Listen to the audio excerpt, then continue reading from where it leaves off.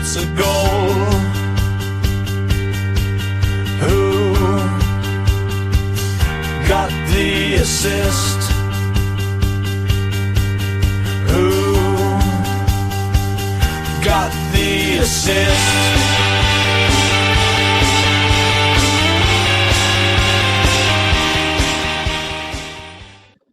Greetings and sisters. A bit like Adama Traore squaring up to a João Pedro who visibly pooed his pants. We're back this week to look FPL full in the face with crucially a key piece of the puzzle playing out in the background as we speak. Joined as always by Sam. How you doing, mate? Yeah, not so bad, thanks. Nice roast at the weekend. Watched some good football. Saints won a game. All's good in the world. Nice. Would be great if FPL was also, following suit, but can't win them all. But yeah, very well, thanks. Obviously, we've got the game going on in the background, so we'll have a bit of an eye on that throughout. But hopefully, by the time we reach the end of this pod, all will be obvious, and we'll have some very obvious moves to be making. And hopefully, this pod will almost be like breaking news as we're posting it as well, which is always nice for a change. Anyway, we are Who Got the Assist. On today's agenda, how we got on in game week 24 as those fixture swings finally took hold of our FPL teams. Transfer window, we need to do a quick roundup on that. Anything for us to pay attention to there? Obviously, the big news is Adam Armstrong signing for Wolves and being replaced by Canadian national team legend Larin. Obviously, that's the big one we all want to talk about. My 20-minute monologue on that is incoming, don't you worry.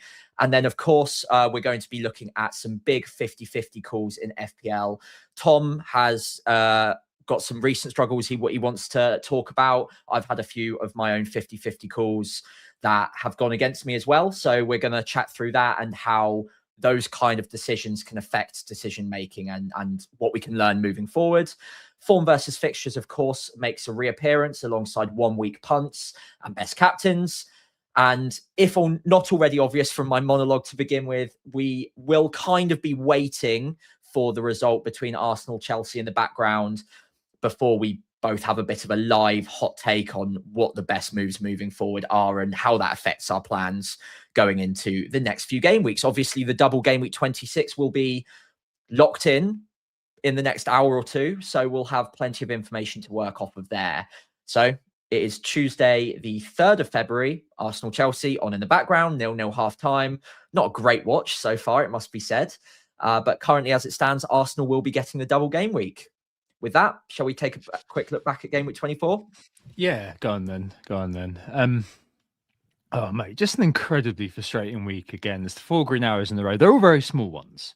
And one of those, we'll discuss more later, where it's literally one decision that has cost me the green arrows. So I've had 3 of those where it's been a 50-50 and 4 in a row overall. I've only dropped like 20k in reality, which shows how sort of tready water the last few weeks have been. 109k now. I brought in Chalobah for O'Reilly. Got me Defcon, but not much else. Bruno, who I didn't captain, was 99.6% EO for me. Went with Haaland captain. Needed that goal, and I got close in the first half. But the second half was an abomination from City. I think there were a couple of moments of kind of proper hope. First was obviously the lack of Van de Ven in that lineup. Second one was at halftime and Romero went off. But yeah, I don't know. All I need was a goal basically for it all to pay off, and it just didn't come. And that second half I was watching while kind of milling around the house doing dinner and this sort of thing.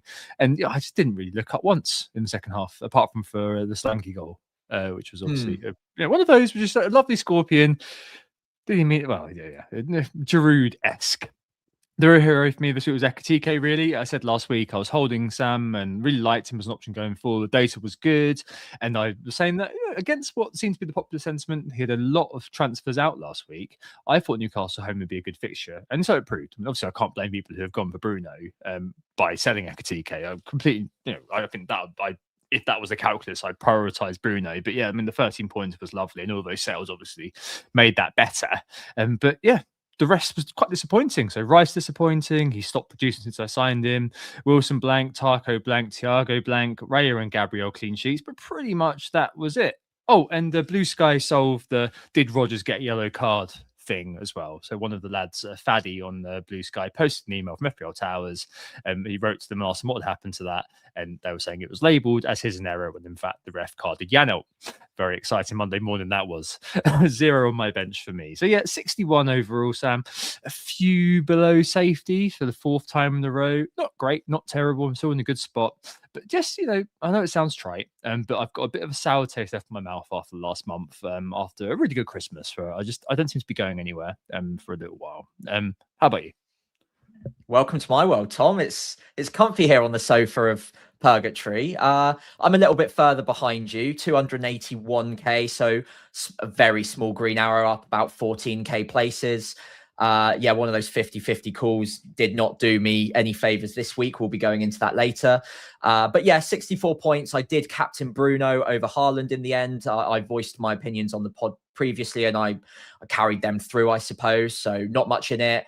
I was absolutely petrified of Haaland, and after about 15 minutes, even more so in that game. But City do just seem to let games drift at the moment a little bit, and they don't have that sort of firm grip around matches when they go 1 or 2 goals up as they used to. So maybe not all that surprising that their bogey team got back into it, although at half time I would have bet good money that they wouldn't do that. But yeah, Haaland, 5 points. Enzo Fernandez was my transfer in for Szoboszlai, 8 points from him. Obviously, great to get that last minute winner for me. Anderson, my hero, again, 7 points from him without any attacking returns to speak of. So yeah, he can stay and has been a consistent, a very consistent cheap pick in my side for a long time now. I think I've had him almost more than any other player in my entire team so far this season. Double clean sheet, Gabriel and Timber, although Timber just, I don't know what curse he's got at the moment, but he cannot score more than Raya, no matter what he does. I mean, he's been so unlucky not to get an attacker return the last few game weeks. I'm genuinely not sure how he hasn't. Aldrete got a clean sheet, but behind Mukiele again. So another 50-50 call that has been just generally awful over the last few weeks.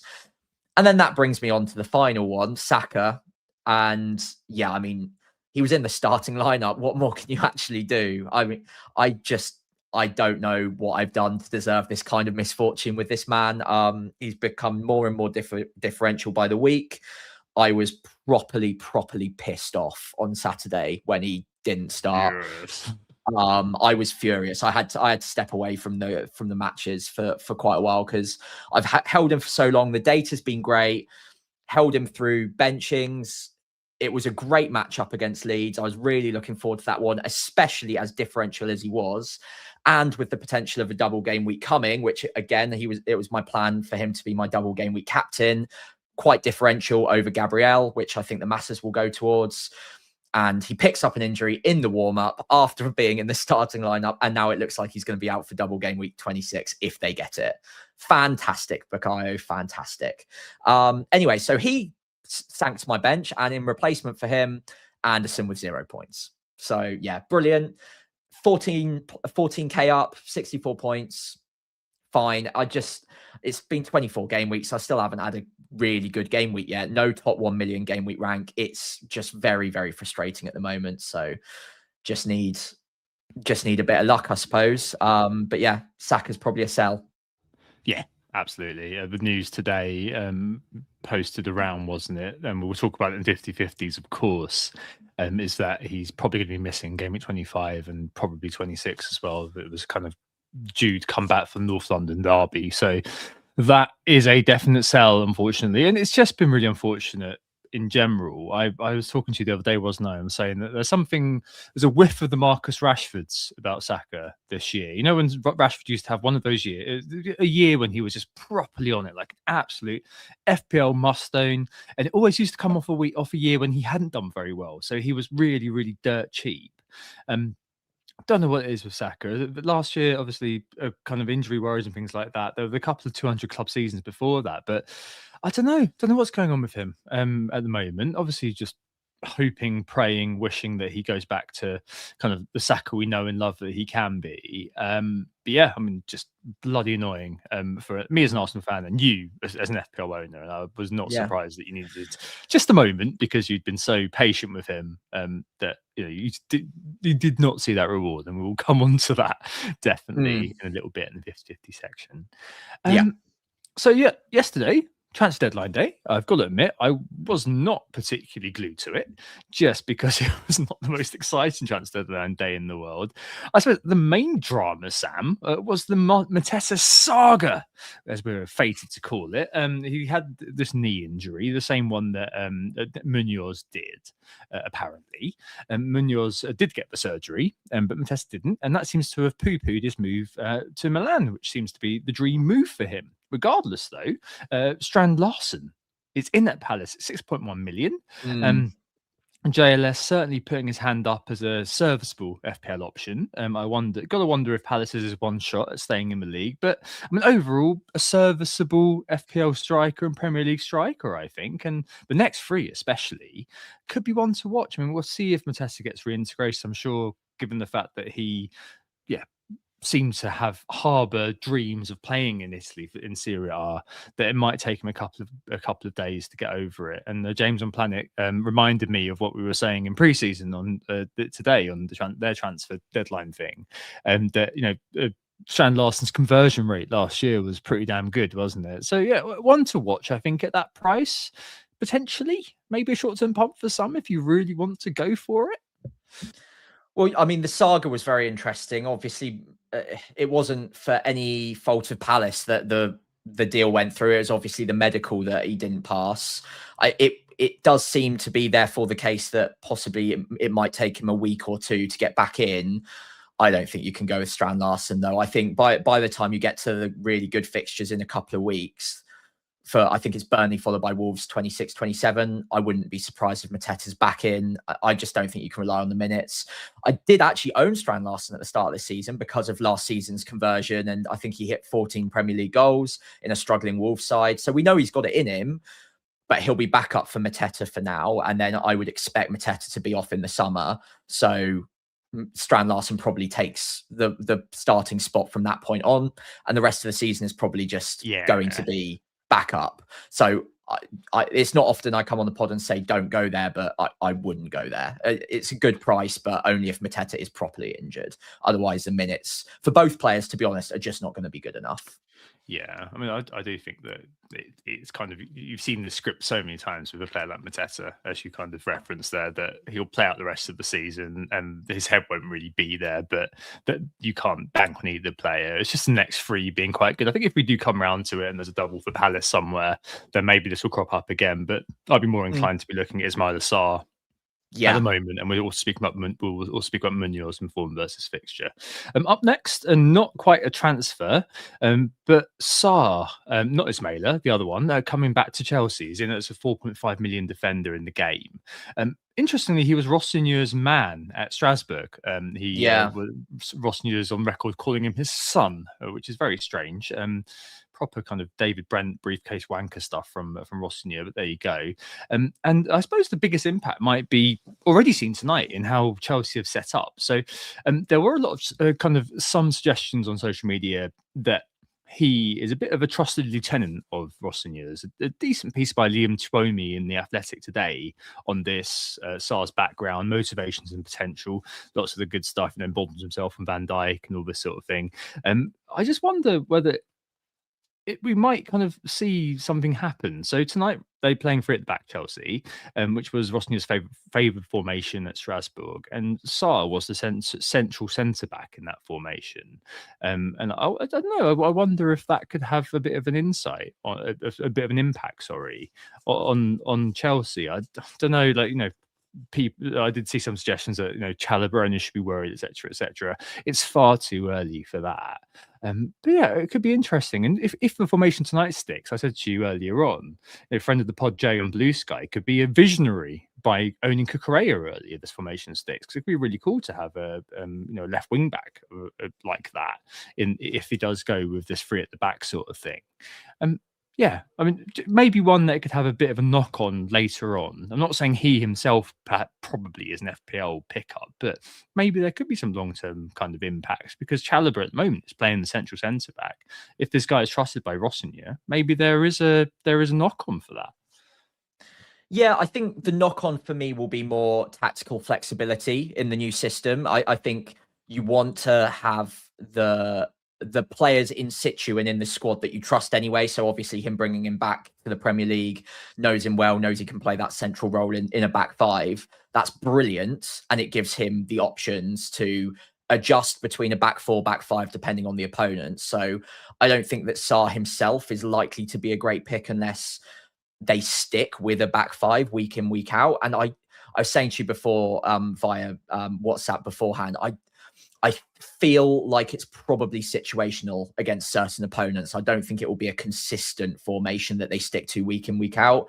So I don't think it will mean much for Sarr as a consistent FPL pick, but I think he will get minutes in certain games. I don't think it will do that much to Chalobah.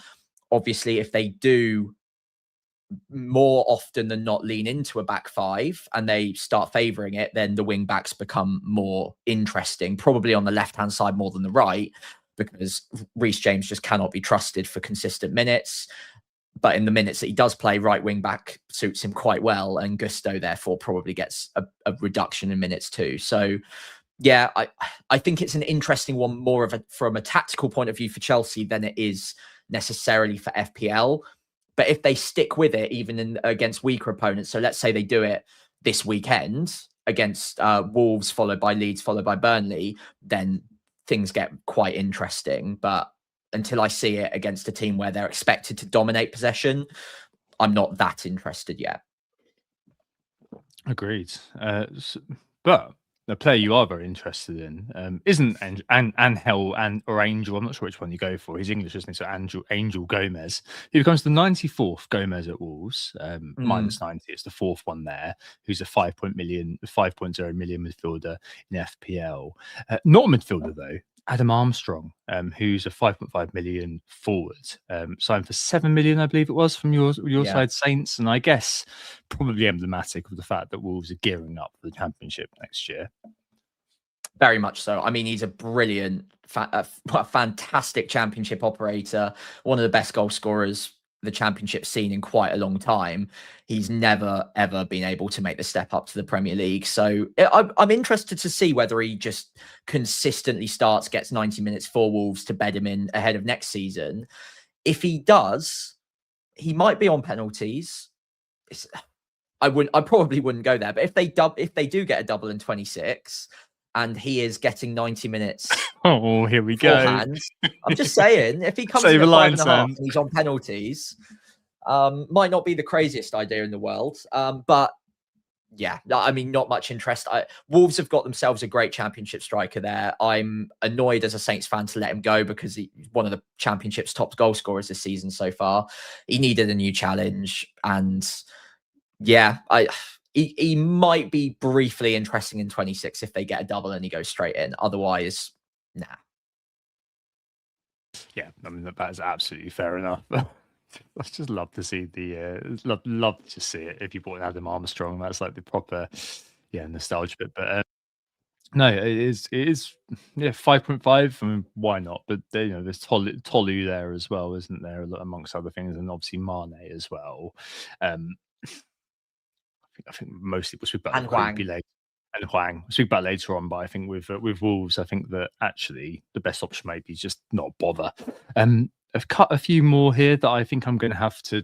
I basically just lent on Football Manager to assist with, just because we don't really know very much about them, and we don't have FBref anymore, so we can't give you the profile otherwise. With apologies to Sports Interactive. The first one is Tyreek George to Everton, loan with option to buy. Chelsea were willing to let him go to Fulham in the summer, I think it was, and I think the option to buy deal means that I expect it to stick. 4.8 million in FPL, so at some point could be interesting, maybe. 3 goals, 1 assist for Chelsea in 11 appearances. Will he be a bit of a dibbling who's kind of just eased in under Moyes, or will he get more time? We don't know. But the Football Manager assist here is that he's pacey, got a good long shot on him, good at free kicks apparently, but the technicals need some work effectively. But yeah, 4.8 million. I mean, could be one who could figure in the in the zeitgeist at some point. Simply don't know at this point. Ditto. Yeah, go on. If you've got anything to say on Tyreek?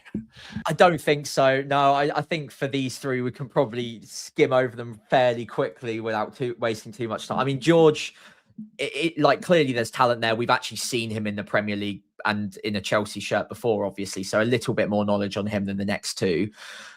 I doubt he goes straight in. I mean, they've got obviously Dibling's been there a little while. You'd think he'd be first in line before. I don't know. Maybe I'm not seeing something that Moyes is, but it seems like depth, considering that Grealish is out for the rest of the season, and it's just giving them that other forward winger option to just build a bit of depth around and to bring him for a few minutes here and there. So maybe he could grasp a chance with both hands. Who knows?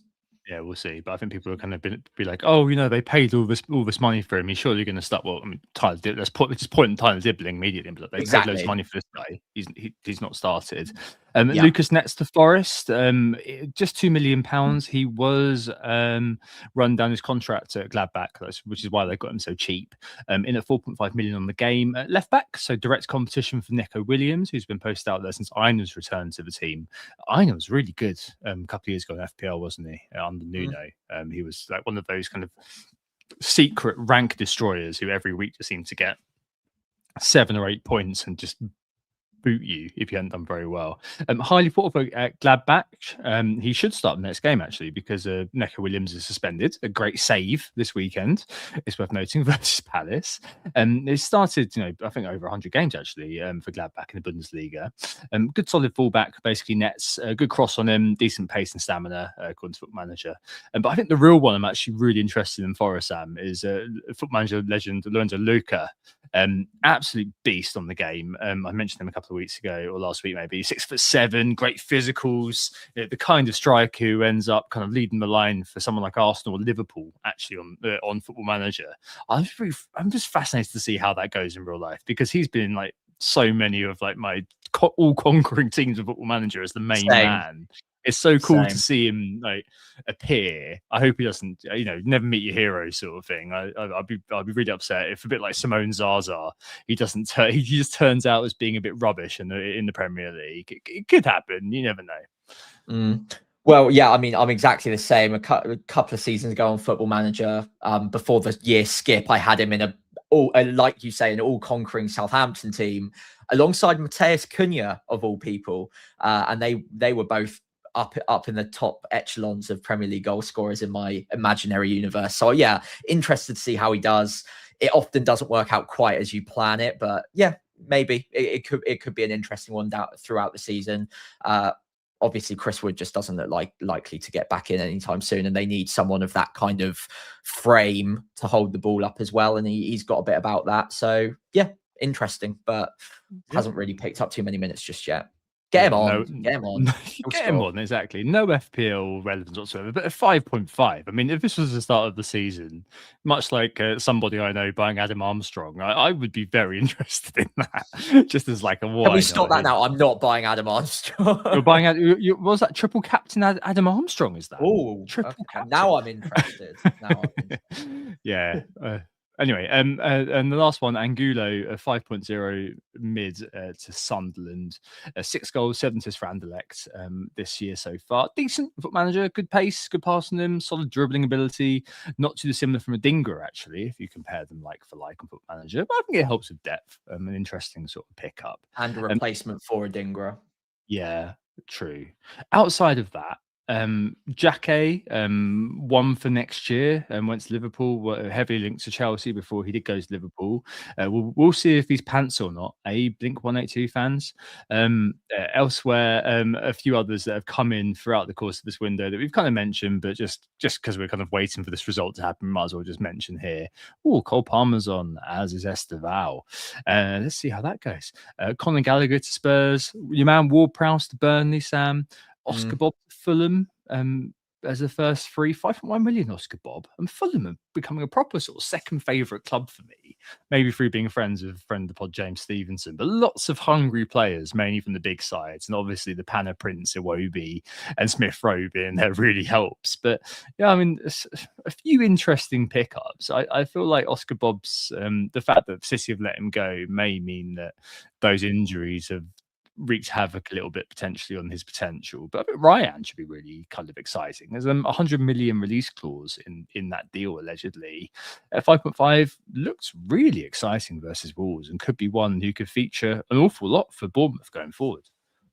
Yeah, absolutely. I mean, that they've clearly had him earmarked as that Semenyo replacement. So they seem to have it down with the scouting at the moment, and that recruitment department has done very well over the last few years. I would not be surprised at all if they've unearthed another gem there.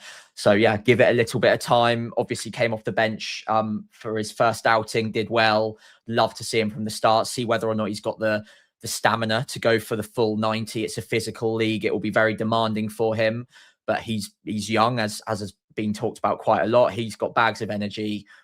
I think we can be pretty excited by him. It just might not happen immediately, and it might not happen overnight. So yeah, interested to see how it pans out, but one I've got my eye on very closely.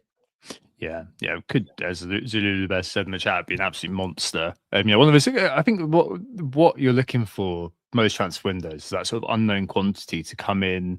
Teams don't really have that sort of when they're doing sort of preparing for the next game. They don't really know what to do about this player, so there's the element of surprise, and that could be really valuable for a few weeks, especially because midfield is quite congested at the moment, and there's lots of sort of quite uniform picks that people are going for. I think given Bournemouth's fixtures, he could be a really interesting one to kind of look at if you really want to go in and go proper differential.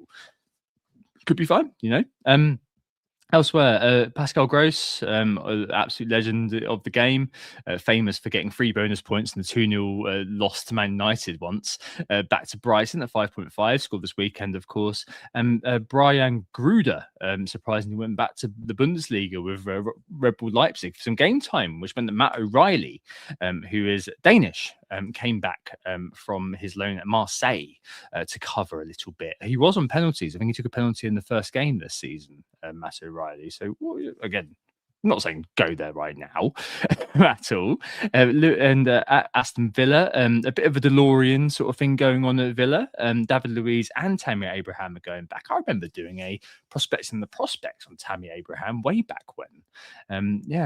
Interesting. David Luiz at 4.9, Tammy at 6. Luiz has been in the game this year already, of course, at Forest, which is why he's 4.9. The player's had a couple of decent past seasons at Villa, Sam. 10 plus goal involvements, near 150 points before he left for Juve.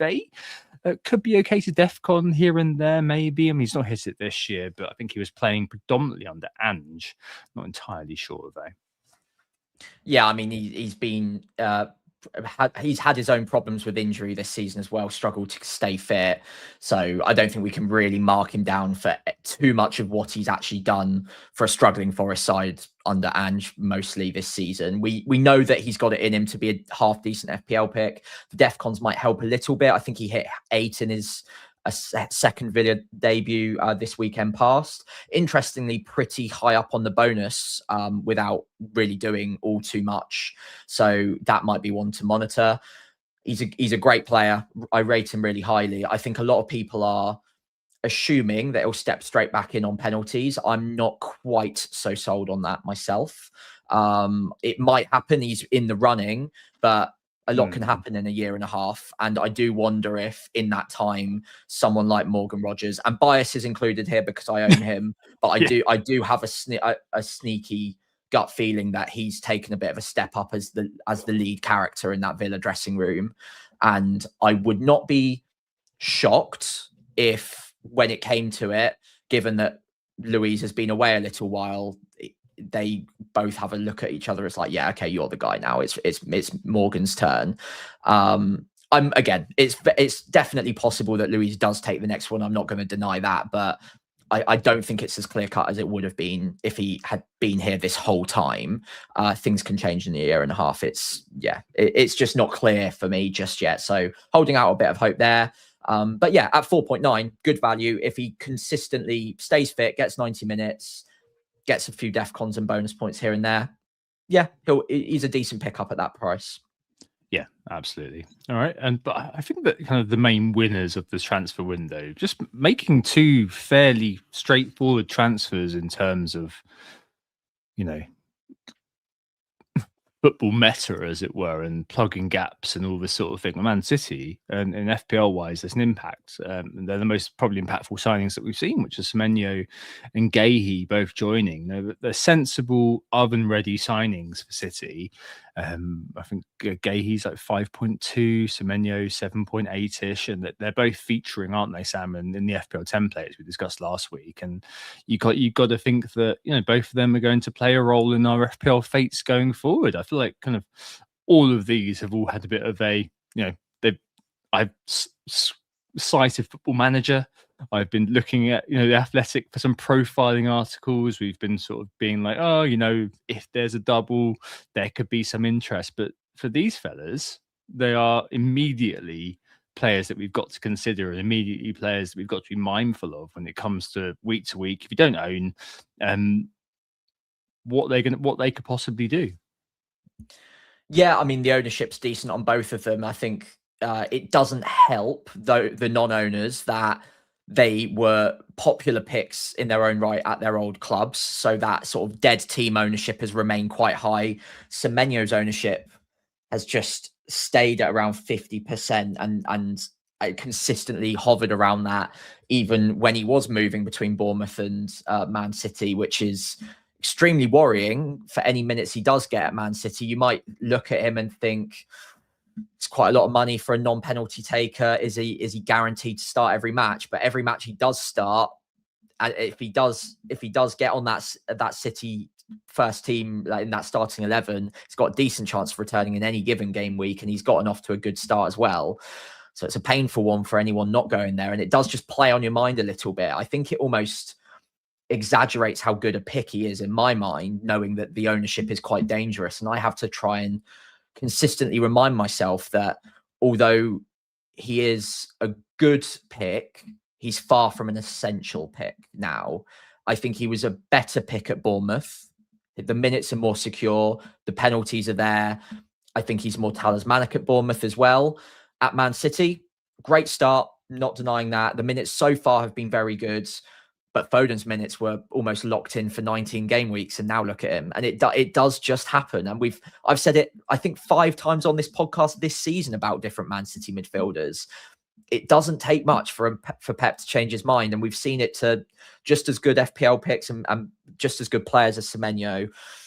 Couple of bad weeks in a row, or even a bad half, and he might not be in that starting 11 the following week. So the fact he's not on penalties as well doesn't help.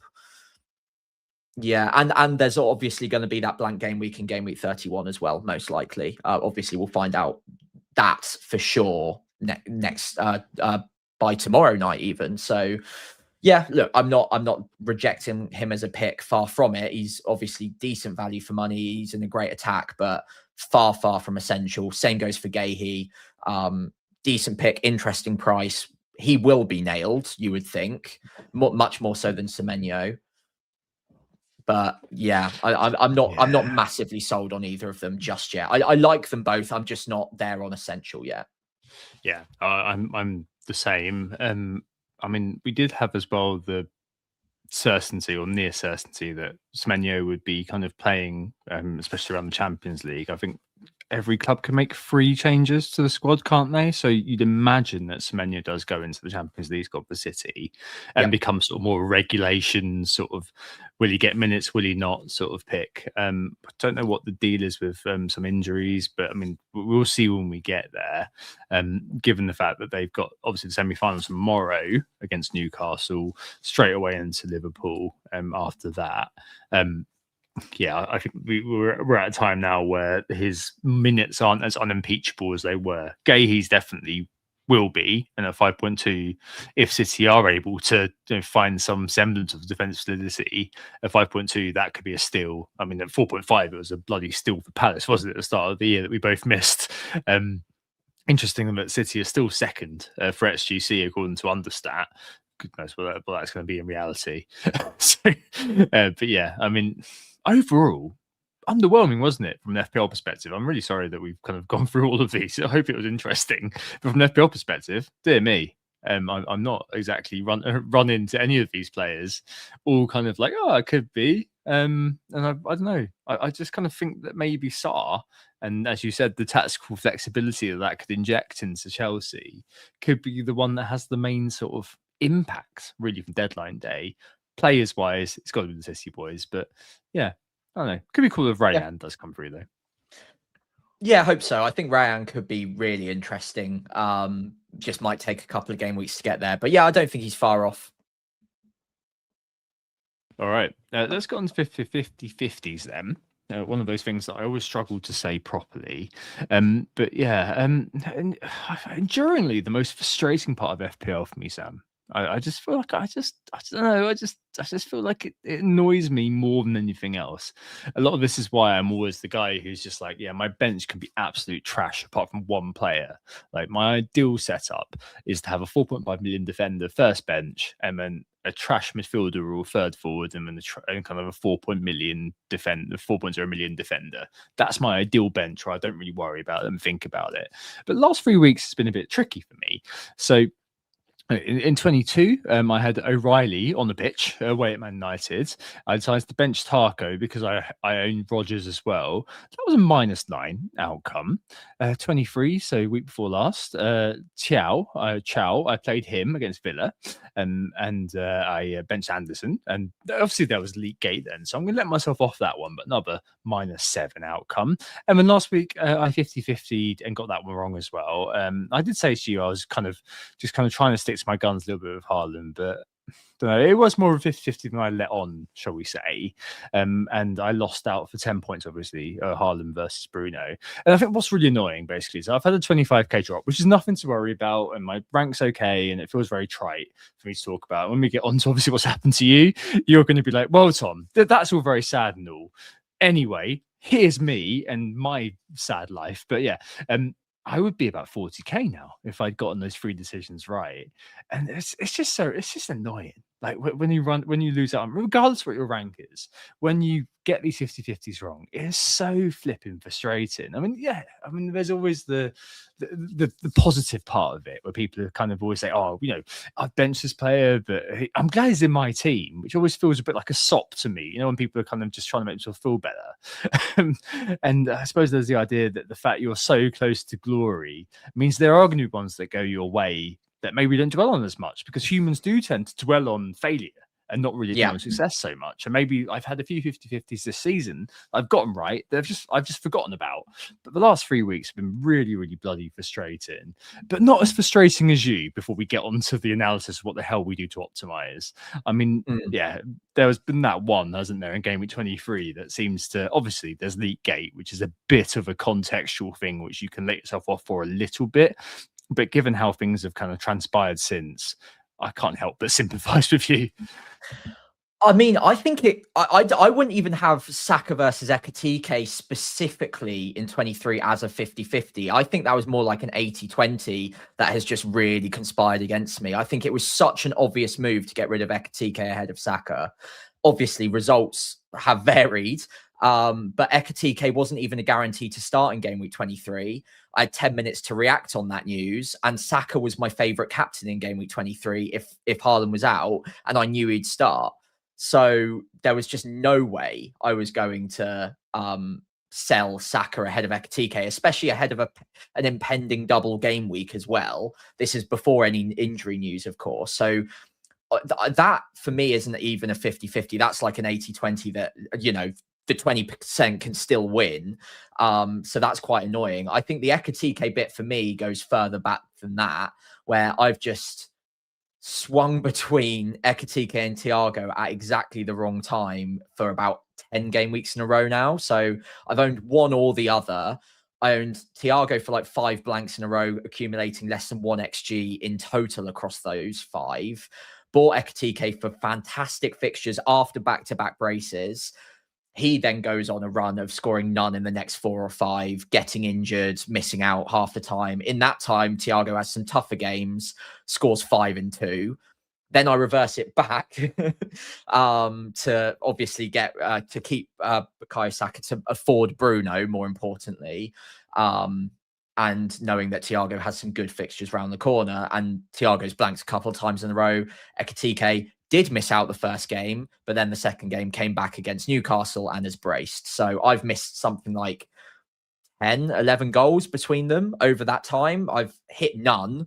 And yeah, it's the perfect blend of missing all of the goals they could have scored.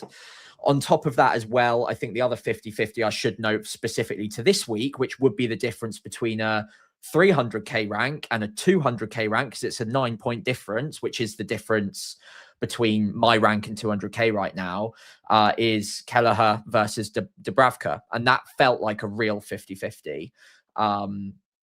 Looks dumb in retrospect. Just stick with your more expensive keeper that has more potential for clean sheets. But versus Sunderland, it seemed like a pretty even heads up there. And I didn't want to have Rodgers playing Kelleher because that lowers my upside. Obviously, Kelleher kept the clean sheet.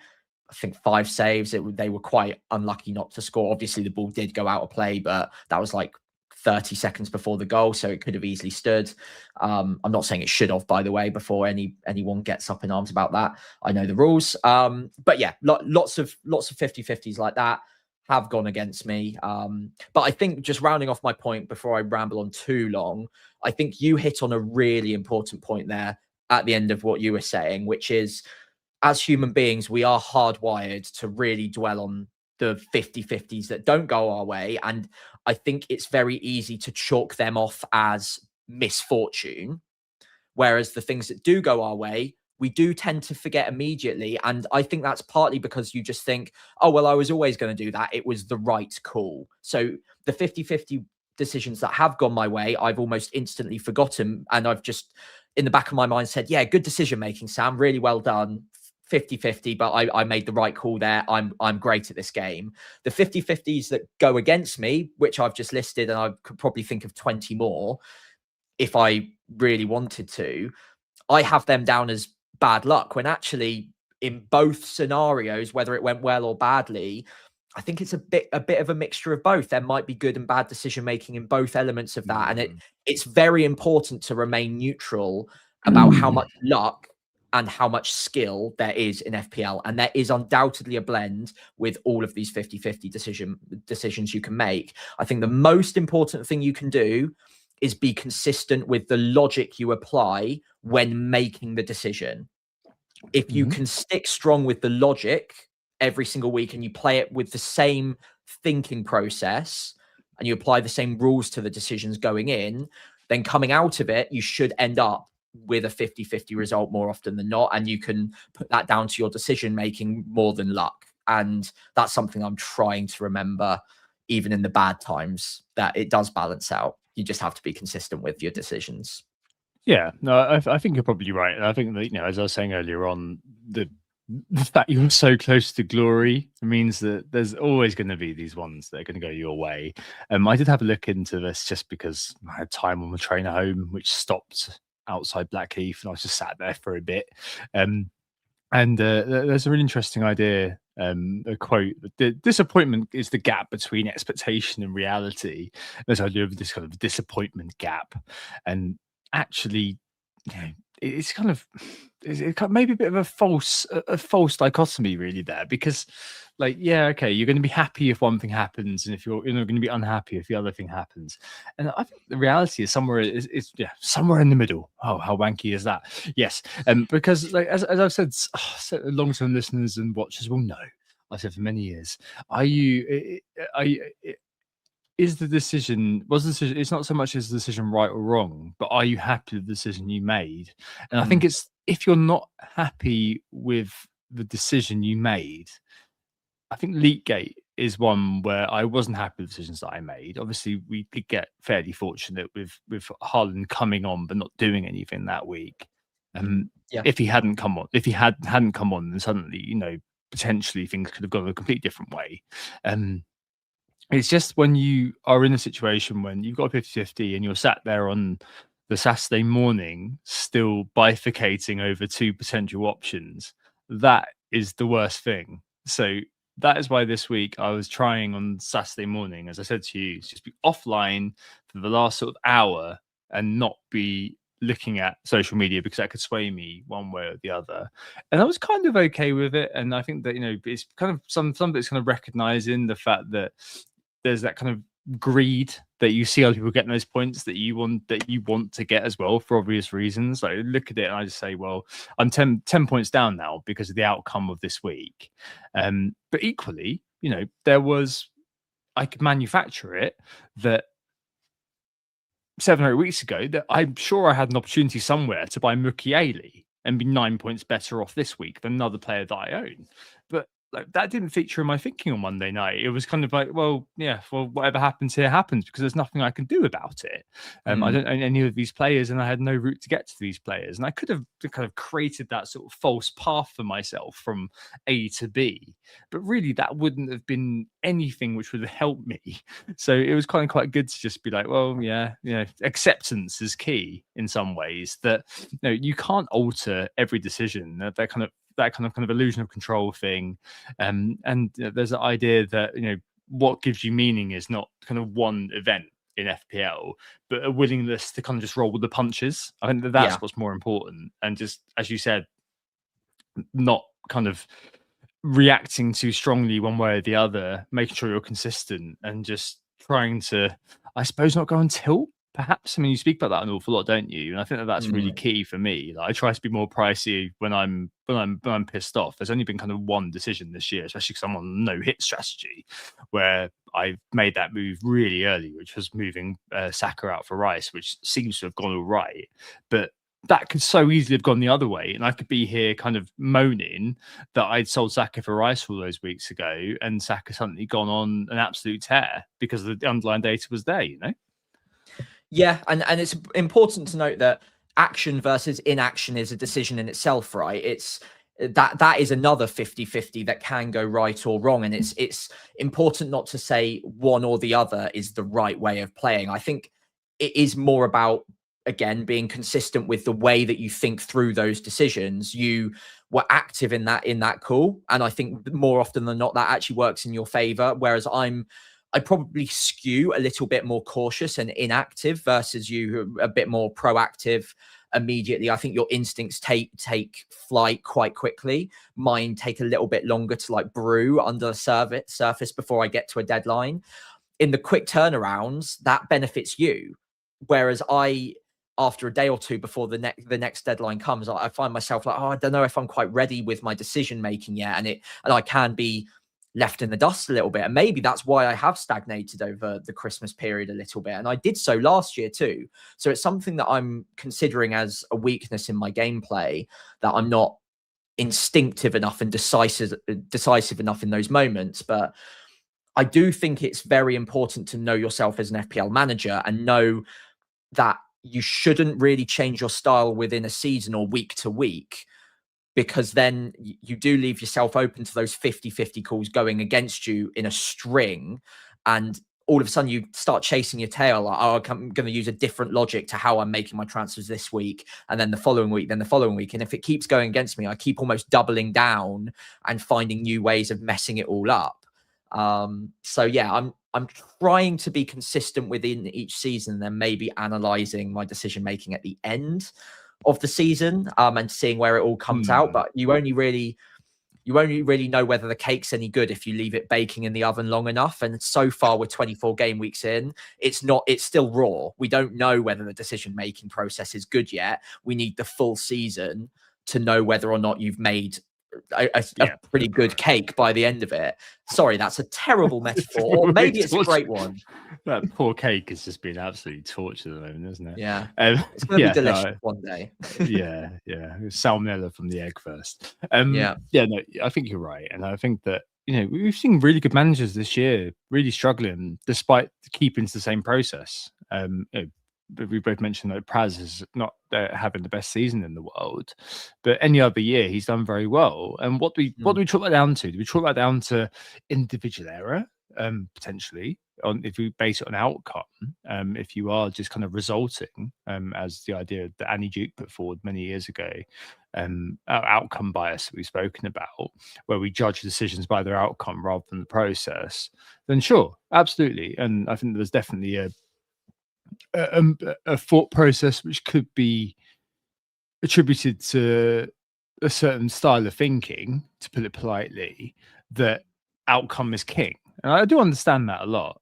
But equally, you know, we're both managers who are not we're not kind of analytics core, but we're both open to the idea that, you know, you can judge decisions by all sorts of metrics. I'm not saying it's completely one way or the other. I still value the your own sort of judgment on what you've seen from a player and adding that to the data and then making your own decisions. I'm not an analytics slave, but equally, you know, sometimes we do see some seasons work well and other seasons work not so well for that.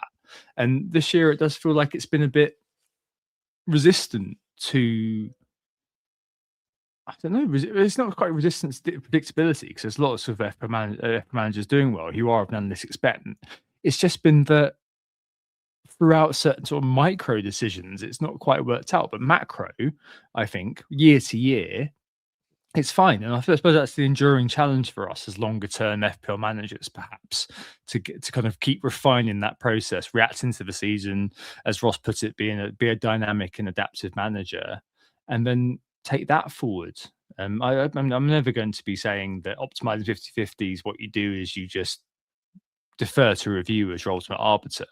I think you're right, Sam, what you're saying, just kind of ensure that you've got that consistency. Like, even though the last 3 weeks have been bloody annoying for me, I'm still this week probably going to be benching Tarkovsky, for example, and playing Anderson, because I just feel like I need, for me as a person, talking about what you said about kind of what you're like as an individual, I own Wilson, I own Anderson, I own Tarkovsky, all in the same game. How I like to do it is, and how I like, what makes me sleep at night better is that I just go all in there and say, right, I'm going to pick Anderson and Wilson, despite some may be saying, well, Tarkovsky's potentially got more chance of a clean sheet, or potentially got more because they have got a good away record, as spoken about a couple of weeks ago, and Tarkovsky's got a decent chance of DEFCON. I mean, so people might think that, but for me, I think that, you know, even though I'm probably going to be here again next week moaning that Tarkovsky's come away with an 8-pointer, I think that probably is the best way of putting it.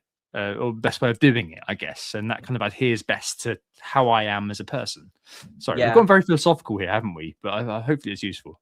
I like the meta chats. I don't know whether other people do, but yeah, if you do, leave a like if you're watching along. Hit 5 stars as well. We do appreciate those. I never do those during the stream, by the way. So for the first time this season, do make sure you give us a rating if you're listening along. But yeah, I love these kind of chats. This is what really keeps me up. Like, just knowing that there is something more to FPL than the week to week decision making and 50/50 calls that grind against you. I think the thing that I was notified of when you were talking there was, I think with FPL, you almost need to have certain hypotheses that you're testing throughout the season, and like probably stick to those hypotheses. And it's only by the end of the season, or very close to, when you've got a large data set, you know whether or not they're right or wrong. I suppose the example that you were giving there is your hypothesis is, I will go all in where I can on a specific team that I have a hunch on in specific game weeks, rather than hedging, and hope that over a season, if I do that enough, I will come out on top of if I had hedged throughout the season and limited my upside. Another manager, I'm not saying me, but another manager might be like, okay, well, I'll take the higher baseline but lower upside by maybe hedging week to week in those 50/50 calls when they come up. And okay, I'll never spike the big haul, but I will reduce my downside as well. I'll heighten my base in the same way that we've got that DEFCON, like 5.5 million midfielder discussion, where do you go with the DEFCON guy who's like 5 to 7 points at most a week, but ticks along pretty nicely? Or do you go with someone who has explosions in them, can hit 10, 15 points for them, then might get a string of 1 and 2s? And I think those kind of decisions, it's probably quite important to be consistent with them, and it's only by the end of the season you can see which one pays off. And I think the way that I would regret is if I switched between the two hypotheses that go up against each other throughout the season, because then I think I'm more likely to miss all of the upside and never really learn anything about what works and what doesn't. So yeah, anyway, that's the end of the meta chat, I guess. But I've enjoyed that. That was good fun. No, I think just about knowing yourself, isn't it? And if you're still new to the game, playing around with it, figuring out exactly how it works for you is key. I think that's really key, because, you know, everyone's different. Some people like to take loads of hits, or like kind of be it playing more patient game. That's either way is cool. and hopefully we kind of cater for all of them. I think what we can do, because I think it's injury time now. So if Chelsea score, we will be around for a bit. Audio listeners, I will cut. There's a little bit. If we are waiting around, I'll cut it, and we'll go straight to the end. But if not, we'll kind of go to the end of the pod, and then we'll kind of just figure out where we are. Form versus fixtures this week to take us back to the day to day. Yeah, Chelsea wise, João Pedro, Enzo. If they double, if they don't double, Wolves, Leeds, Burnley, 3 very, very good fixtures. We can also throw in Cucurella here potentially after tonight, like Chalobah as well will be on many a radar, Sam. It's very interesting that João Pedro and Enzo are on the same points. Obviously, that Enzo underlying data is really good. I feel like Enzo's kind of doing the Declan Rice thing more now. And like kind of they can keep passing the baton between them. Last 3 weeks, Enzo's kind of just returned, each week, just returned something. And I kind of feel like I want to cover that eventuality. In my situation, because I've got Ekitike, Thiago, and Haaland, I think that João Pedro is off the table for me. But I think Enzo is just an interesting one. Just whether they double or not, I think he could be one that I'm kind of trying to figure out a way to get to for the next couple at the very, very least. Yeah, so I mean, I'm already an Enzo Fernandez owner. I got him for Szoboszlai last week. I had that move penciled in for quite a while, truth be told. So it wasn't much of a decision when I got to it. I do understand the reluctance for some managers because he does tend to be a little bit sporadic with his FPL returns. He doesn't feel too consistent, even if he has been quite recently. A lot of the goals he's scored or a lot of the points he's actually returned have been somewhat fortunate at times. I mean, like the penalty without Palmer on the pitch, the assist that was basically a tackle, etc., etc. The list goes on. However, I think given the next 3 fixtures, and I am glancing at my phone every 20 seconds to see whether Chelsea get a last minute winner to take it to extra time. But let's say, let's imagine they don't get the double game week. Again, we might edit this if they score in the next few seconds. But if they don't get a double game week, it still reads Wolves, Leeds, Burnley, 2 home fixtures in there.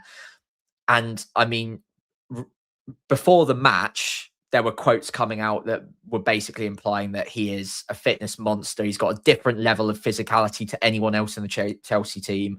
I can rely on him all the time. Yeah, I would be surprised if his good minutes didn't continue, although there is a quick turnaround between Wolves and Leeds. Maybe he gets taken off early in one of them. But Palmer, just ongoing, is not fit enough to start twice in a week. We've seen this so many times. Every minute that he's not on the pitch, Enzo becomes more powerful as an option. So some people out there are saying it's probably a bit too late to go with Enzo. I would probably contest that and say 3 game weeks can feel like quite a long time in FPL. If you're off of a player that's consistently returning for that long and the ownership's decent, it can be really, really painful. And I don't think there are too many picks at his price that are any better right now. There are a few that are like 8 million-ish that are probably in the same bucket, but considering he's got better fixtures, maybe some penalty share, and he's cheaper, I still have heavy favoritism for Enzo in that midfield. I would still be looking towards him for now. Yeah, I agree. I kind of prefer him over João Pedro. Just because of my situation. Shall we talk about João Pedro? Because I feel I think he's on one at the moment. Honestly, I feel like he's on one. He seems to be responding. The first half, he was like doing very well in individual duel versus Saliba. I think he may well be one that I think about. Kind of, I think I'm going to let it go, honestly, unless Chelsea do score in the next 30 seconds. Famous last words. But one that I probably will let go. But yeah, I can see why people have gone there. I'm not going to argue people have gone there. And I think that Rossinier may have learned a valuable lesson against West Ham because he started without the A team, and then had to bring them on at half time. I don't think he'll do that again. Yeah, I don't think he's fit enough to play 90 consistently, and that's why he got rested. So I don't trust João Pedro, to be honest. He's not on penalties. His minutes, if you look at the last 6 or 7 game weeks, have not been great. Like, he's had a couple of good, strong minutes in there. And the only time he's really played 90 was today. I think Arsenal have just scored, by the way. So it looks like double game week. It's 0-0. I've got Arsenal scored last minute. No, this is on hang on. SofaScore. Havertz. I think Havertz has scored, hasn't he? Dear me. There you go. There you go. Heard it here first. Breaking news. So it looks like Arsenal are through. So no double game week for João. I just don't know if the minutes are there. I think you've got strikers who have got better underlying data on penalties, with better minutes. He's got it in him to be very explosive. We've seen that. But I think the thing that people are forgetting is he played 45 minutes this week past. I think people are getting clouded by the fact he got 2 returns off the bench. That doesn't always happen. I don't hate it for people going there. There are certain forwards I would move off to get to João Pedro, but if you've got Thiago or Ekitike, not for me. I especially without the double game week, I don't think there's enough there. I think it's a quick run of form. We saw it at the start of the season and it quickly died out. And I think it's one of those that in a few game weeks' time, you're going to be very frustrated with the minutes for. There's a reason he wasn't a consistent 90-minute man with Maresca. That will probably start to become obvious in any new system that they end up playing as well, for my money either. So my money too. So I'm just not there. I'm just not there. Yeah, fair play. Nottingham Forest away and Wolves away for Arsenal. Get a double game in 26. I think this is probably, well, we'll talk about it in a minute. Maybe. Brentford away, Wolves away, isn't it? Sorry, Brentford? It's Brentford, isn't it? I'm an idiot. And I think that's probably the least chaos outcome, really. Yeah. Talk about it in a little minute. I promise we'll get there. Last few things to talk about. Verts Ekitike for Liverpool. Good fixtures coming down track. Verts is 007 days, very much behind him, showing the player that I mentioned at the start of the year he could be. Really sort of seems to have adjusted to the league. And Ekitike, I kept rate him, think he'd be a good talisman at the price. And I think next year you're looking at a 10 million asset basically with Isaac out. After the City game, Sunderland, Forest, both away before we get into some very, very good fixtures. Oh, sorry. I think my stream paused there for a second for the first time this season. Hopefully we're still with you. Yeah, Ekitike, I mean, he's been thorn in my side all season. I just cannot time him correctly. I am genuinely still quite worried about how often he can play 90 minutes. And they do have other options. Gakpo can play through the centre as well. Not sure they'll want to do that all that often. But as I said quite a few game weeks ago, even if they do want to start him and play him all the time, are they capable of? If not, then that's a problem. And he's fantastic when he's on the pitch. He's absolutely electric. But it's quite expensive for a non-penalty taker you can't guarantee 90 minutes from, and they don't double. So I don't know if 8.8 million is great value for a player like that yet. And if he was 10 million and he's not on penalties next season, I will say the same thing. So I'm a big fan of the player, but FPL and real football don't always correlate perfectly. And I don't think he's a must own given the money that you're spending for him and what you're sacrificing elsewhere to get him. Now, knowing that Saka is out, and if Palmer's not an option, then maybe everyone's got a bit more money spare and you can afford to put a little bit more in the forward line. But forwards generally just haven't been great value for money this season. I mean, you look at it, 100 points for Ekitike so far, and he's done really well. But there are so many defenders ahead of him right now. You've got Mukiele ahead of him. Like there are some DEFCON midfielders like Anderson's ahead of him. So for 8.8 million, far from essential in my view. Football wise, amazing. FPL wise, there's a reason I sold him. I love him as a player, but value, not so sure. Yeah, I mean that's well, more than fair enough. But let's see what happens after the City game and after the double game week's out of the way. I think there'll definitely Good be run. more when that happens. Final two here. A Creepy Junior better than Mane now. Well, Mane's got double. So yeah, if you want a cheapie, Iriola sounds like he wants to start and develop Creepy like Foot Manager. Foot manager. 4.7, very good. Hill at Bournemouth, actually, worth a mention at the price. They didn't sign anybody. Seems like he's got favouritism over Diakite.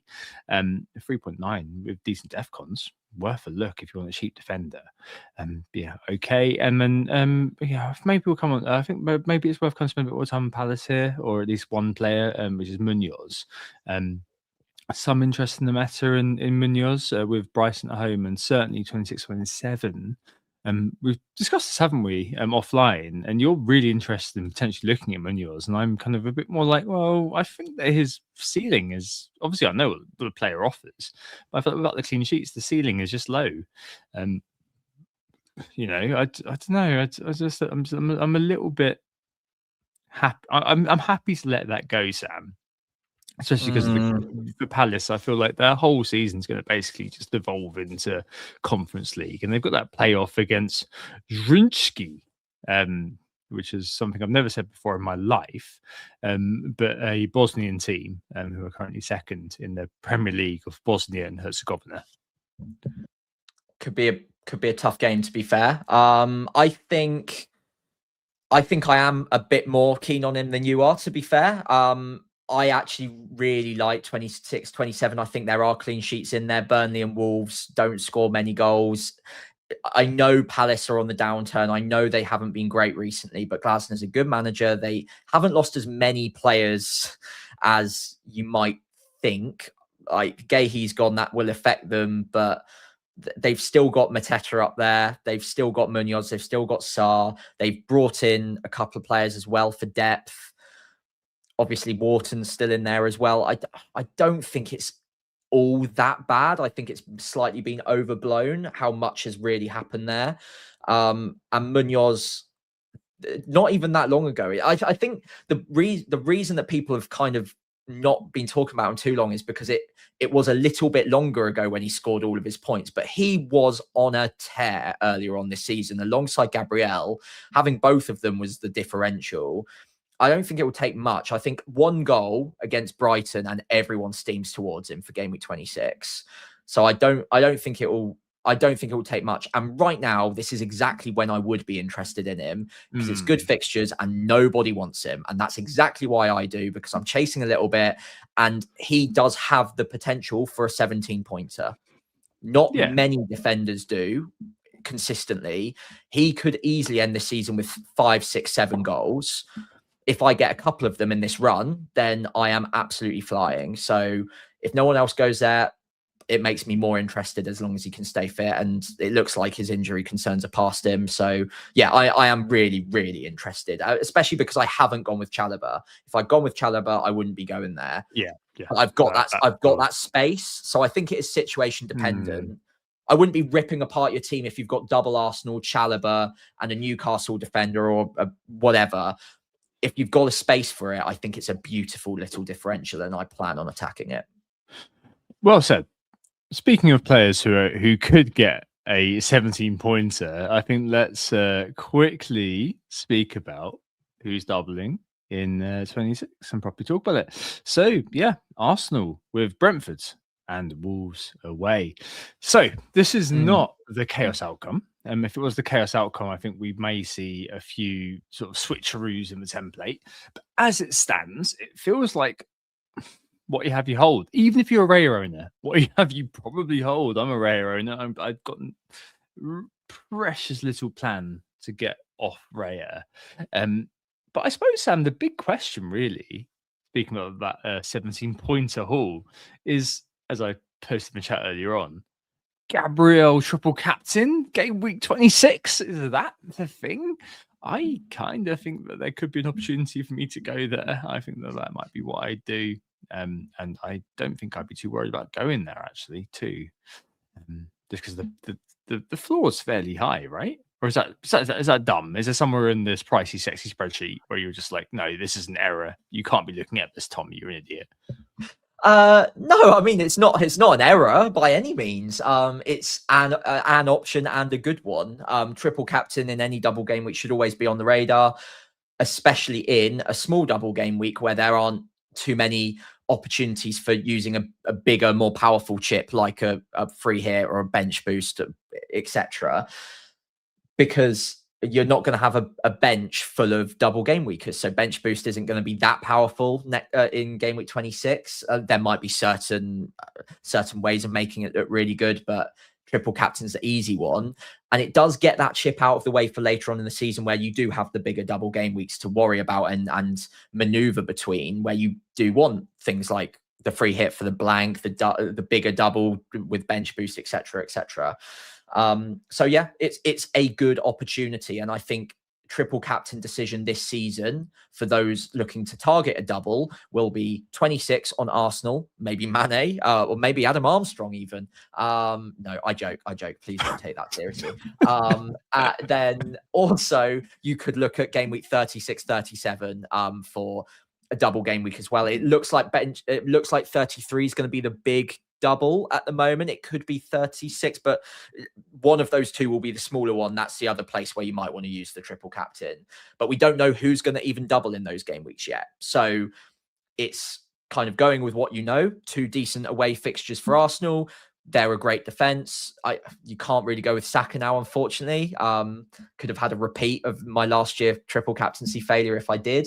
But Gabriel looks very reliable. The floor is quite high. You'd expect at least one clean sheet across that double. If you get a goal out of him, you are absolutely laughing your way to the bank. That is such good value.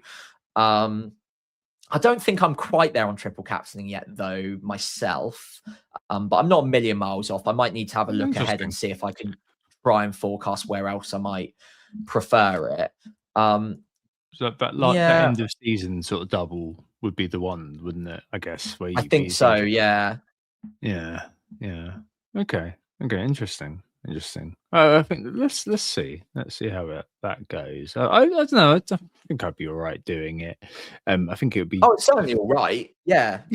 I just like going for the right. upside, I guess. And Gabriel's upside seems lower than, like, just mentally seems lower than going with an attacker's. But it's that whole floor versus upside thing all over again, isn't it?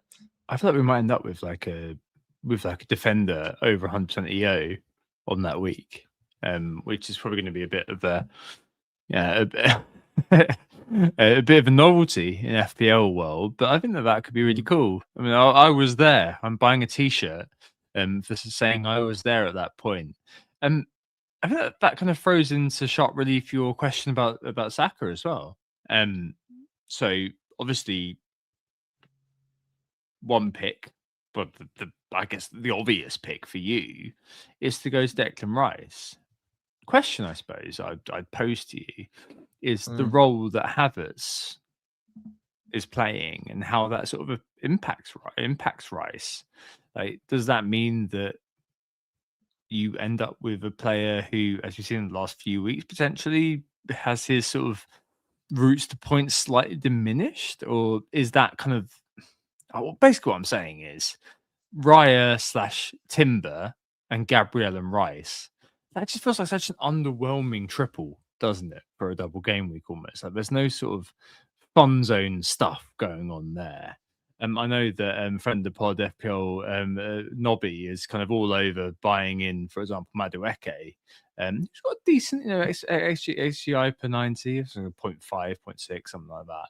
I mean, maybe it's horse for the course of Sam. Maybe it's the case that, if you're really kind of having a great time of it and not having a great time of it, sorry, and you're looking for a proper Hail Mary, someone like Madueke starts both games potentially if Saka's not fit, plays 65 minutes and could get a 20-pointer across those two games. But maybe that could be a fun one to go for, but I suppose it's not really for you. But I know that could be one that could be an option without devolving into, do you buy Trossard or not?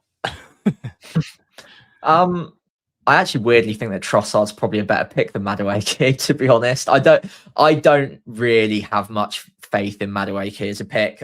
Famous last words, he'll probably score a hat-trick in the double now, but he gets 60 minutes a match, maybe 70 at a push, even without Saka in the squad.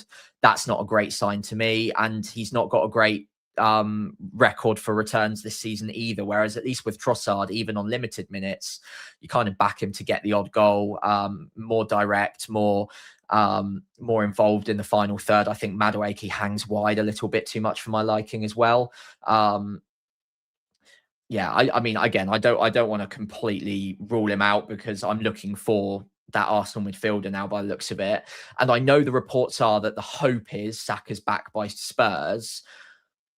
I still wouldn't be completely shocked if he got 20 minutes at the end of the second game in the double or something, which again probably reduces Madueke's minutes. By no means am I saying hold on to Saka, by the way. I'm just saying that he might be nursed back in or like brought back in slightly in the back end of the double game week, and it might ruin Madueke's minutes even more ahead of a big derby match to get him some minutes in the legs if he's close to returning by that point. So I just chuck that spanner in the works a little bit.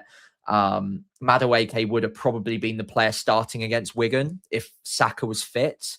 So who starts now if Madueke's playing the other two? Like all of these different knock-on effects, I'm not sure everyone's like had the time to think through yet. Can Madueke start and play 70 plus in all of these upcoming games? I don't know. Is who would be the next person in the pecking order to play that right wing role? Maybe it's Martinelli, maybe it's Trossard, who knows? I'm just not all in there. Rice is as boring as it gets as a pick, but you know he's going to play probably 180 minutes in that double. And if you can, I mean, even 2-3 pointers, you're getting 6 out of him. It's not nothing. That's a return in a single game week. And if he can bag any kind of attacking return, even if it's from a set piece assist, you're looking at a minimum of 8-9 points across the double. So I'm really hoping that another option presents itself in the next 20 minutes or so that I haven't thought of, but I don't really see anyone that I'm confident in that Arsenal midfield outside of Rice. And I think there's just going to be too many moving pieces. I'd love to have Eze, but I can't guarantee the minutes, for example. So yeah, sadly, I think it's Rice for me.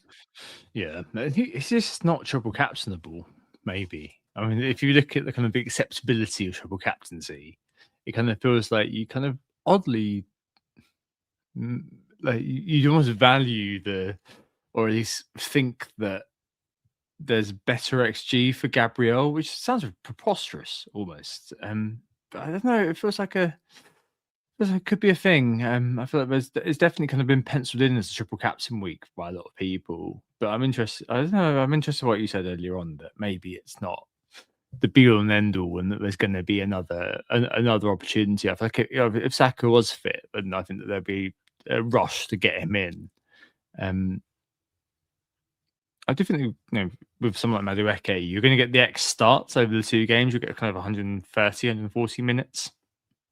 But you're not going to be buying him really for the longer term, albeit there's a lot of people who are going to be wildcarding in game week 32 anyway. But you need rid of him before that because you're not going to you won't hold him for 31 going into a wild card. You're going to want rid of him by 27 because Saka's back for the Spurs game. So he's unplayable after that. So it's an immediate transfer out in 27. That would probably be the killer for me. Yeah. So also the expected points, if we were going to kind of do that, it does kind of favour, and W said in the chat as well, it just favours potentially going with Gabriel for triple captain. Gabriel will be my captain that week. Yeah. Some people are going to have a real sort of like cognitive block on that, aren't they? Like, do you triple captain a defender? It's going to be weird for a lot of people because a lot of people haven't captained a defender before, let alone triple captain a defender. It feels like there's kind of another step to take. But feasibly, you're decent-ish for DEFCON. Brentford do kind of obviously Sade's not going to play, but they'll offer a certain level of DEFCON ability. Is that a word? and Wolves seem to be kind of on the up. I don't know, could that happen? And then you're looking at kind of basically goal threat, and there's going to be so many people looking into chances conceded from set pieces. I know that Brentford's is really good actually in terms of defending set pieces because they've got units like Collins didn't play this week actually, and Ayer and Vandenberg in play. Yeah, I mean, it might be that the event is actually captain Gabriel, and then, as you put it, just kind of leaving that triple captain to the end. And what the kind of overall sort of thing is, because I think there's going to be, outside of the engaged community, I don't think we'll see a lot of people who do want to captain Gabriel. I think there will be kind of a lot of people who don't want to do that and will captain Rice potentially because he's a midfielder and not a defender. I think there's going to be a lot of people who are going to be like, if he concedes, then he loses a lot of his sort of potential. So I'm not going to be doing it. But I do think kind of, yeah. So Saka to Rice, I feel like now we know what double is. I think that probably is the move, unless you're feeling really fruity or you're looking to really chase. I think that's probably the way you go. In terms of the captaincy or triple captain this week, I'll talk about this on Monday when I do the next pod in the morning. Yeah, I think that'll be the big debate this week, whether you triple captain or not. Yeah, and I'm sure we'll talk about it at length ahead of 26 as well. I'm definitely not ruling it out. It's a good opportunity. I'm not buying that it's the only good opportunity. So I would have that in the back of your mind that there will be another that we can't possibly determine exactly what it will be yet because we're waiting on way too many FA Cup results to fall into our laps before we can know what the doubles are going to be. But it could be a double game week for Haaland. Who knows? Salah could come back into it. Like there are other attacking options with a lot of firepower that could end up having a nice double game week that we just can't possibly know at the moment. I think you could piece together half of the double, but yeah, you don't know the second half of that fixture yet. So I'm not ruling it out. Research will be done in the run up to game week 26, which will get us closer to a decision on that, and I'll come armed with data for that. I think you'll be missing that pod, Sam, annoyingly. Oh yeah, I am. Yeah, that's a good point. Yeah, you have to give me some voice. Give me some voice notes on Sunday when you get back. All right, let's quickly round off the pod then, because I know that we've gone a bit over to what's been going on. And one we pumped this week, last week, Brobby and Chalobah did absolutely the square root of F all. This week I'm going for the stack attack on Friday night just for lols because I've got no other player in that game against Forest, and you're going for Mr. Somerville and captaincy this week. I think it's probably going to be a bit of a pendulum swing really to Bruno Fernandes, isn't it? Oh yeah. Oh, Bruno all day long this week, surely. He's just been phenomenal recently, hasn't he? And there are just so many attacking options putting their hands up for Man United at the moment that it feels like for once whoever Bruno is sending the ball into actually has a decent chance of actually burying it, which has felt like very few times in the last few seasons where that has been the case. It always feels like he's doing everything possible to get attacking returns and players around him are just sort of letting him down with the finish. Just doesn't seem the case now. And Spurs, I mean, obviously great fight back against City in the second half, but they looked bereft of confidence in the first half, haven't been brilliant recently anyway. Man United are on a little bit of a tear right now, and Bruno is Bruno. Even if Man United weren't on a tear, it would be a good option. And Man City away at Liverpool isn't an easy fixture. So yeah, I'm Bruno pretty much locked in on captaincy. I don't mind the Gabriel shout, to be fair, at home to Sunderland, but yeah, given I'll probably captain him in 26, I'll chuck it at Bruno this week for me, I think. I didn't include him on the graphic, but I don't know, just because how Liverpool have been playing, how City's been playing. I don't mind Ekasike this week if you own them, honestly. But yeah, Bruno all the way for me as well. And on to our teams for this week, just to round it all off. So you are in a very interesting formation here, Sam. 4-5-1, which I can't imagine you expect to be playing this year, but yeah, here we are. Interesting that you're playing Mr. Hall over Thiago. I've gone the other way because I'm Oh, I'm not locked yet. I wanted to Bit discuss of an old that. school one. But yeah, I mean, yeah, talk us through it. Yeah, so yeah, it's 4-5-1. Probably not the strangest formation I've played even this season, actually, because I've done a 5-4-1 this season, which was definitely a first for me. But yeah, I am sticking with Dubravka and goal at home to West Ham over Kelleher away at Newcastle at the moment. If someone can convince me that Kelleher's about to get another 10-point haul, I might be able to switch that. Back for double Arsenal, Gabriel Timber. Don't hate Timber as a game week 26 captain, by the way. What if he gets his couple of goals in that game week? That would be hilarious.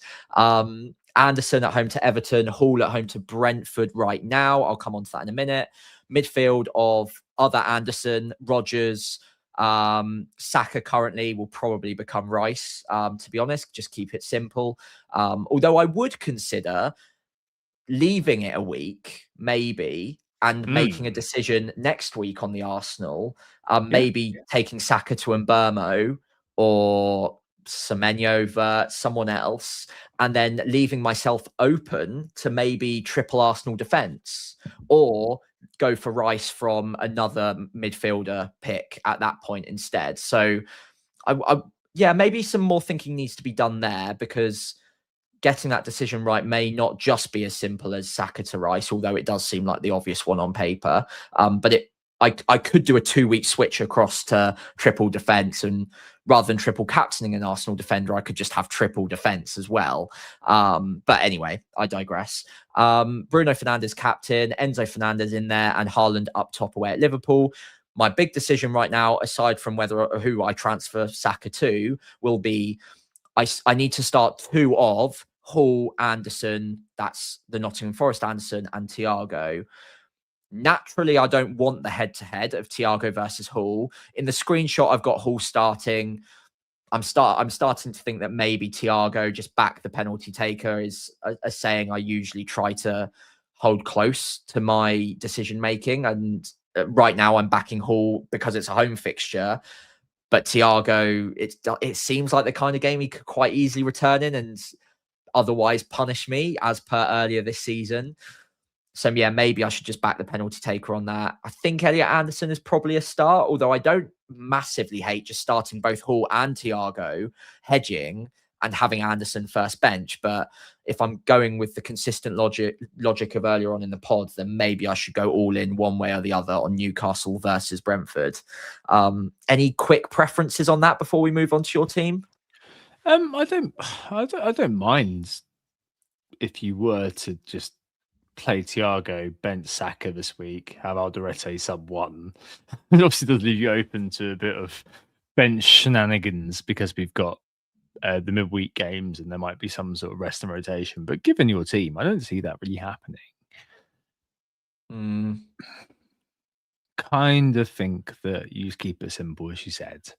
And you probably, I mean, I don't want to just say, oh, here's what I think, therefore you should do it. For me, I'm playing Thiago over Chow because of the pen taker thing. That's literally it. And you know, Thiago, he's one of those players who you just love and leave. But he's one of those that I've kind of come to that conclusion over Christmas, that he's one of those players you love and leave any week, could show up and just score. And I'm more than happy to just play him in games like this, because at the end of the day, there's lots of people who do fixture it, and I don't have an issue with people who do fixture it. But for me, I'm more than happy to play him because Newcastle, great defense at home, especially, blah, blah, blah. But Thiago could go on and Thiago, because loads of people could point out Everton, fantastic defense this year, especially, just throughout. And what does Thiago do? Goes towards a hat trick. The numbers he puts up are decent enough. And it's just a case of whether suddenly, especially because it held under pressure, maybe things could be. I don't know, I think that could be interesting. He also scored a brace against Newcastle at the GTEC Community Stadium, I believe it is, this year. So maybe there can be an element of that. Yeah. I know People are not saying in the everyone's chat, Thiago got 0 XG against yeah. Villa. Don't do that to me. I've seen this script before this season. We've had several of those weeks, and guess what he did the next week? So yeah, I'm not having that one. Sorry. That's not a reason. I think he recorded that against Wolves as well. Yeah. Yeah, I mean, it's Followed I by a think hat he's trick just and a brace. one of these players that correlation does not equal causation with him. It just Very depends much on the so. game and the game state, and it could turn out that way. You never know. Mm. So maybe I play him over Hall, but Yeah, I think you're right. I think just get Rice and be done with it. Honestly, maybe even roll through 26. I'm not going to lie. I think that's a decent enough way to do it. Roll through 26. You know, you've got your key pieces in place. Screw Wolves players, and you'll be all right. Yeah, I doubt I'll go to Wolves now because then it's an extra transfer out for Mane because it would be Mane, not Armstrong, contrary to popular belief. Yeah, and by 31, it's an extra transfer out. He's not a player I want to hold on my bench going into the wild card. So I'll probably just leave it. And I mean, one of the games in the double is Arsenal anyway, right? So if you're backing the clean sheet, you don't really want to hedge against that with Mane. So yeah, I think Saka to Rice is the obvious. There's a possible consideration for taking it to like Mbermo being a bit more exciting if I'm sure that I want to go triple Arsenal defense, but I'm not sure I do. So there you go. And by the way, if you do play Thiago, I'd be tempted to play Kelleher over Dubravka just because like saves may well be there. And yeah, Burnley is just terrible defensively. I think it's sadly not good enough for the league. For me, the main 50-50 this week is whether I play Tarko, Chow, or 33, whether I play Tarko, Chow, or I play Anderson, because otherwise pretty set. So Raya in goal, one defender. That question, Gabriel, Chalobah in midfield, Wilson, Rice, Rogers, and Bruno Fernandes got the armbands, and Haaland, Ekatike, and Thiago. I think I'm playing Anderson now. I'm just going to go all in there. I think is the way I'm going to do it, and Review agrees with me too. So that obviously that's the ultimate arbiter for me, but that was my first instinct, and that's why I'm going to do it. And it's just the case whether I force in Enzo this week. Problem is, I kind of want to keep that front seven together. I don't want to be selling Wilson because I'm probably going to buy him back, and there could be a potential where I own Wilson at 5.3 buy price. There's a world, and I'm very glad that Chelsea haven't gone through, to be honest, because there was there was definitely, if Chelsea had gotten through, I think that Wilson to Enzo would have been a lot more obvious. Now I kind of think, well, is it better to just roll it? I think probably so, because owning Chow, owning Tarkovsky, that's a lot of kind of investment in the defense. I don't need them both. So maybe when we get to game week 26, oddly, because I'm not going to be looking to do a kind of Arsenal buy, I think I'm going to probably be looking to sell one of Tarko or Chow. And that week, you've got Thiago away at Arsenal. Sorry, Arsenal. I think maybe that week is the week that I buy one of those Chelsea picks just for 1 week. Yeah, we'll see. I just don't see any merit because of what's happened tonight in adding Chelsea here, although I know that there's going to be some negative downwind impacts of the ownership for Enzo. There is a world, for example, Sam, where I look at, because I've got no kind of value in him, doing Rodgers for Enzo. But Rodgers himself comes into 3 really good games, and Bournemouth away isn't kind of the worst game in the world, but he comes into 3 really good games, Rodgers, against Brighton, Leeds, and Wolves. I just don't know. I just maybe something's going to change over the course of the week. But as it stands, it kind of feels like I just kind of grin and bear it when it comes to the fact that I need Chelsea attacking, because I'm wildcarding in 32, I think, here. We were asked about the merits of wildcarding in 25, I should add, and bench boosting 26, which does have some merit, but doesn't have any merit for me given where I am and what my team looks like, and a lot of that's so situational, unfortunately, that it's not worth dwelling on too far without Yeah. disparaging the question. So yeah, I think I'm rolling it this week and seeing what kind of happens next, and it might be that I kind of just roll through for a little while and kind I of think attack so. at the other side of the double game week. I think your team is a classic case of look at the players you do have rather than worry about the players you don't have. Given that Chelsea don't have the double, Enzo's a good pick. No one's denying that. I love having him myself.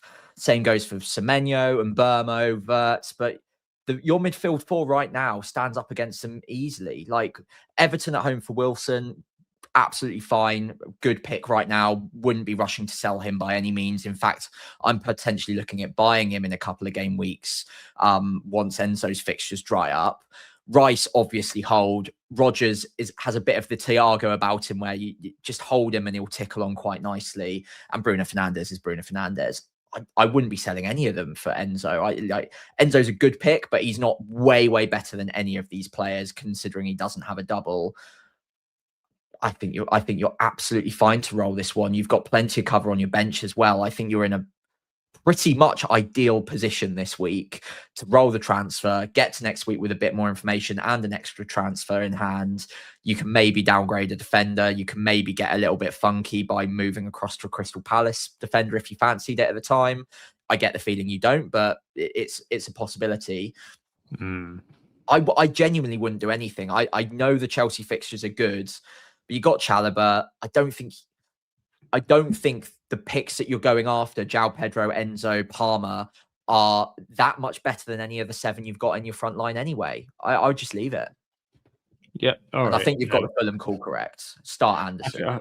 I think I need to just do nothing for a little while now. I think I've kind of gotten into the whole spirit of making a move every week a little bit too hard. So yeah, I think this is probably the week where I just kind of do nothing. And yeah, I'm glad that Chelsea fits at 3 p.m. honestly, because I think if it was a bit of a standalone, the kind of game where you're watching and you're like, oh, what's going on here? It becomes a lot worse. But if it's hidden within the other games, then yeah, very much so. It's easier to forget about the live rank fluctuating every time a goal scorer goes in and you don't own them when it's in the 3 p.m.s and it's hidden by 4 or 5 other goal scorers. But I like owning Enzo Fernandez, but I don't think he's way better than any of the picks you've got now. So focus on the players you do have, and you've got some great players there. I think I'd have definitely done Rice to Enzo, I think, if there wasn't a double. But now there is. Oh yeah. That's not worth worrying about. I think it's kind of like, the fixtures of what they are, but yeah, you're on the right side of that one with the double going towards Arsenal. I agree, by the way. If Arsenal didn't double and Chelsea did, then that's also a sensible move across to Enzo. But yeah, we know the result and we know Arsenal are through. So I think you're really well set, and you can roll a transfer, sleep easy at night. You're that nice Homer Simpson meme, tucked up, toasty cinnamon roll, all of that stuff. I probably need to make a move to Rice and keep it simple myself. But anyway, I think we've reached the end of today's pod. Thank you all so much for tuning in, listening and watching, especially with Arsenal Chelsea going on in the background. We have been Who Got the Assist. You can find us on Blue Sky at Who Got the Assist, all written out one word. Myself at FPL Pricey. On X, it's WGTA_FPL. And again, I'm FPL Pricey on there. And on YouTube, it's Who Got the Assist, all written out one word. Myself at FPL Pricey on there. And if you did enjoy the pod, please do consider giving us a follow, giving the pod a 5-star rating wherever you're listening. And if you're watching along on YouTube, which currently 70 odd of you are, we'd really appreciate it if you could hit like, hit subscribe if you're new around here, and we'll see you next time. Thank you all so much for watching. Thank you so much indeed. Thanks, Sam, as well. Next time, it's a super fast turnaround going into Double Game 26, and we've committed an amateur error due to my partner's birthday and Sam off skiing. So neither of us are available on the Sunday we'd otherwise record on, which means it will probably be just me doing a solo babble, not live. I'll record something before work, basically next Monday morning, which will probably find its way onto YouTube and the airways by mid-morning. So yeah, I think I would have ticked off everything by that point in terms of when I've recorded podcasts, in terms of the afternoon, the evening, and early morning. I hope you enjoyed. Hope you said Stu, and I'll see you next Monday for a very short, quick turnaround. See you then. Oh, it's a goal. Who got the assist?